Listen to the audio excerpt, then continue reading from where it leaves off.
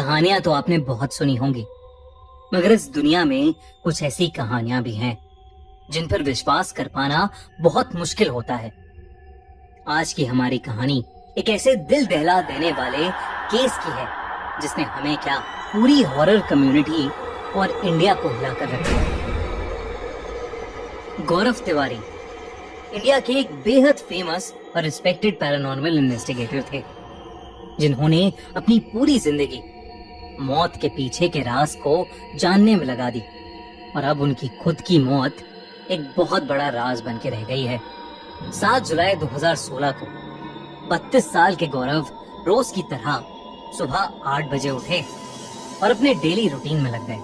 उन्होंने पहले अपना नाश्ता किया और फिर रोज की तरह अपने ईमेल्स चेक किए। कुछ इंपॉर्टेंट ईमेल सेंड करने के बाद गौरव करीब 11 बजे के आसपास अपने बाथरूम में नहाने चले गए। घर के सभी लोग अपने अपने कामों में लगे थे जब उन्हें बाथरूम में से एक बहुत जोर की आवाज आई, मानो कुछ गिरा हो। गौरव की पत्नी और उनके पेरेंट्स ने वो आवाज सुनते ही गौरव को पुकारा, मगर गौरव का कोई रिस्पॉन्स नहीं आया। कुछ ही देर में तीनों बाथरूम के पास पहुंच गए और बाथरूम को नॉक करने लगे,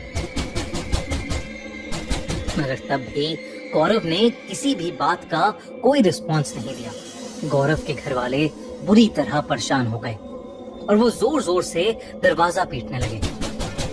गौरव के पिता ने किसी तरह दरवाजा तोड़ा और उन्होंने देखा कि गौरव तो बाथरूम के फ्लोर पर बेहोश पड़ा है। घर वालों ने बिल्कुल भी देरी ना करते हुए गौरव को उठाया और सीधा हॉस्पिटल ले गए। वहां जाते ही डॉक्टर ने गौरव को डेड डिक्लेयर कर दिया।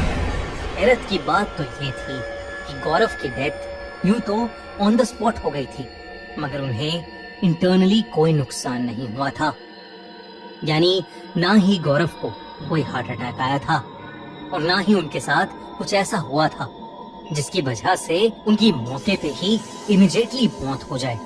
लेकिन गौरव की गर्दन पर एक लंबा सा काला निशान पाया गया था, जो कैसे आया, किसने दिया, या आज तक कोई नहीं जान पाया है। मगर इतनी गहरी मिस्ट्री भरी मौत सच में किसी पैरानॉर्मल एक्टिविटी का रिजल्ट थी या सोचा समझा हुआ मर्डर? इस वीडियो में हम ये आगे डिस्कस करेंगे, लेकिन पहले जान लेते हैं कि आखिर गौरव तिवारी थे कौन। गौरव तिवारी इंडियन पैरानॉर्मल सोसाइटी के फाउंडर थे। वो 1986 में पटना में पैदा हुए थे। 21 साल की एज में वो अमेरिका अपनी हायर स्टडीज के लिए चले गए थे।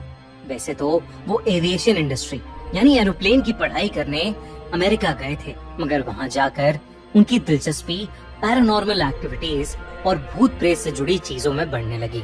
अमेरिका में उन्होंने कई पैरानॉर्मल इन्वेस्टिगेटर ग्रुप्स का काम बहुत नजदीकी से देखा और धीरे धीरे उन्होंने खुद एक पैरानॉर्मल इन्वेस्टिगेटर बनने का फैसला कर लिया।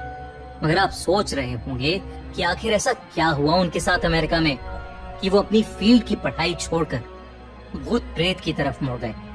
इन सब चीजों की शुरुआत हुई थी गौरव के रेंटेड अपार्टमेंट से। वो फ्लोरिडा में जिस अपार्टमेंट में रहा करते थे, वहां रात में उन्हें कुछ अजीब सी एक्टिविटीज महसूस होती थी, जैसे चीजों का अपने आप हिलना, रैंडमली ठंडी हवा का झोंका आना और किसी छोटी बच्ची की आवाजें सुनाई देना। जब उन्होंने आसपास के लोगों से जांच पड़ताल की तो उन्हें पता चला कि सबका ये मानना था कि उस अपार्टमेंट में एक छोटी बच्ची की आत्मा रहती है। गौरव को खुद भी एहसास होने लगा था और इसी की खोज करते करते गौरव पैरानॉर्मल एक्सपर्ट्स के टच में आ गए थे और वहीं से उनको इस फील्ड में इंटरेस्ट आने लगा।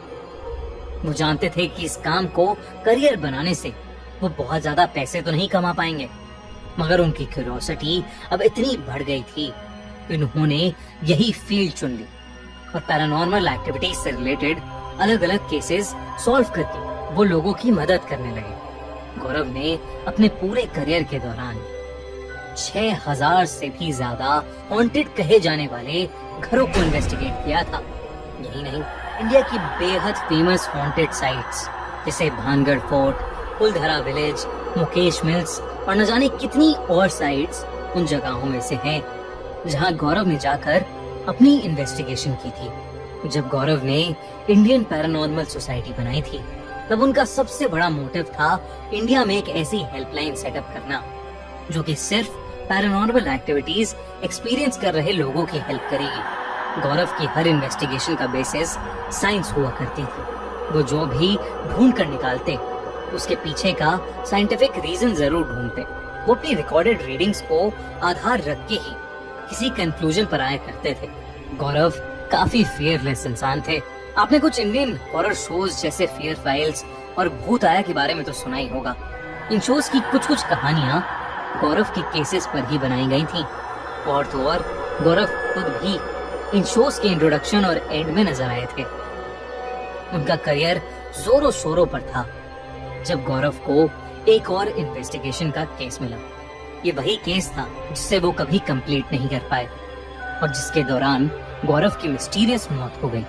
गौरव एक जगह की इन्वेस्टिगेशन कर रहे थे जहां उनकी रीडिंग्स के अनुसार 12 आत्माओं का साया था।